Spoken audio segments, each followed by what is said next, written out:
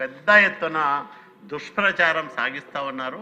దాంట్లో రెండు, మేము 17 మెడికల్ కళాశాలను ప్రారంభం చేశామని ఒకటి, చంద్రబాబు నాయుడు గారు ఒక్క మెడికల్ కాలేజీని కూడా ప్రారంభం చేయలేనదే రెండు. ఈ రెండిటిపైన నేను కొన్ని వివరాలు మీ ద్వారా సభ ముందు ఉంచదలుచుకున్నాను అధ్యక్ష.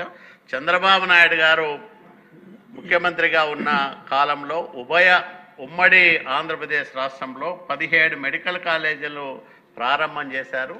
నేను 99లో మీకు తెలుసు అధ్యక్ష, మొదటిసారి ఎంపీగా అయినప్పుడు 2000 సంవత్సరంలోనే అనంతపురం కేంద్రంగా మొట్టమొదటిసారిగా ప్రభుత్వ రంగంలో మెడికల్ కాలేజీలను ప్రారంభం చేసిన ఘనత చంద్రబాబు నాయుడు గారిదే అధ్యక్ష. అంటే రాయలసీమలో ముఖ్యంగా అత్యంత వెనుకబడిన అనంతపురం జిల్లాలో ప్రభుత్వ రంగంలో మెడికల్ కాలేజ్ కావాలనే దశాబ్దాల ఆ జిల్లా ప్రజల కోరికను నెరవేర్చిన నాయకుడు చంద్రబాబు నాయుడు గారు. ఇది మేము గర్వంగా చెప్పుకుంటాం అధ్యక్ష, అనంతపురం వాసులుగా. అట్లాగే అనేక చోట్ల వెనుకబడిన ప్రాంతాల్లో ఒక తెలంగాణ రాష్ట్రంలోనే 7 మెడికల్ కాలేజీలను చంద్రబాబు నాయుడు గారి పరిపాలనా కాలంలో నెలకొల్పిన అంశాన్ని మీ దృష్టికి తీసుకొస్తా ఉన్నా.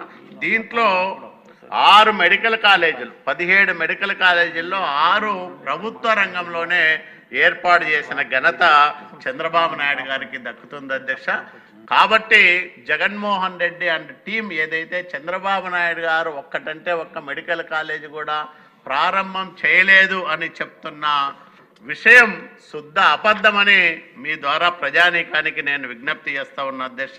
రెండోది, మేము 17 మెడికల్ కాలేజీలు ప్రారంభం చేశామని చెప్పుకుంటున్న వైసీపీ నాయకత్వానికి సిగ్గుండాలి అధ్యక్ష.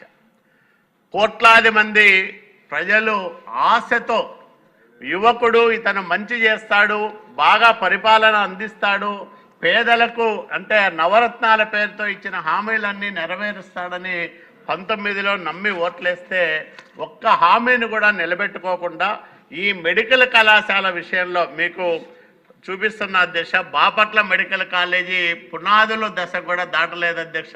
అదే బాపట్లలోనే వైసీపీ పార్టీ కార్యాలయాన్ని బ్రహ్మాండంగా కట్టుకున్నారు అధ్యక్ష.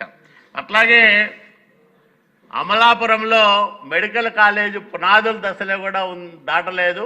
అదే అమలాపురంలో వైసీపీ బ్రహ్మాండంగా కార్యాలయాలు కట్టుకుంది అధ్యక్ష.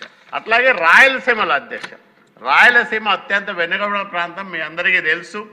ఆదోని మెడికల్ కాలేజీ ఛాయాచిత్రం అధ్యక్ష ఇది. అట్లాగే మదనపల్లి మెడికల్ కాలేజీ ఇది పరిస్థితి అధ్యక్ష.